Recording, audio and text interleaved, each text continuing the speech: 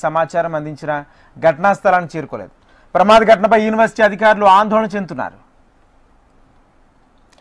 ఇదే అంశానికి సంబంధించి పూర్తి సమాచారం మా ప్రతినిధి గోపాలకృష్ణ అందిస్తారు.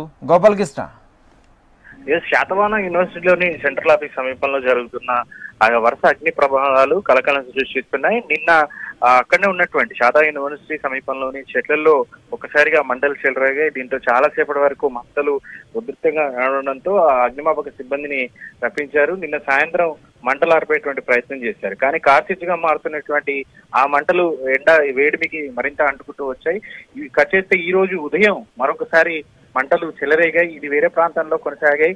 ఇప్పుడు ఎక్కడైతే గోడౌన్ ఉంటుంది, అంటే ఎగ్జామ్ రాసినటువంటి పేపర్స్ ని స్టోర్ చేసేటువంటి గోడౌన్ దగ్గర ఇప్పుడు అగ్ని ప్రమాదం జరిగింది. ఆ గోడౌన్ పూర్తిగా అంటుకోవడంతో లోపడినటువంటి పేపర్స్ అన్ని కూడా పూర్తిగా తగలబడిపోయాయి. అయితే పేపర్స్ తగలబడడంతో ఎలాంటి నష్టం లేదంటున్నారు యూనివర్సిటీ అధికారులు.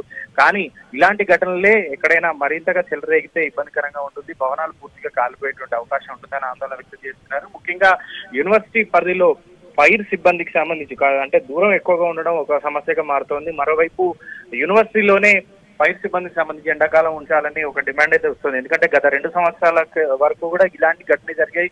2 సంవత్సరాల్లో గత వేసవి కాలంలో, అంతకుముందు వేసవి కాలంలోనూ ఇలాగే మంటలు చెలరేగాయి. కాబట్టి యూనివర్సిటీ సమీపంలో ఖచ్చితంగా అగ్ని ప్రమాదానికి సంబంధించి రక్షణ చర్యలు అయితే చేపట్టేందుకు వెంటనే సిబ్బంది ఉండేలా ఏర్పాటు చేసుకోవాలనే డిమాండ్ అయితే వస్తుంది. Thank you Gopalakrishna.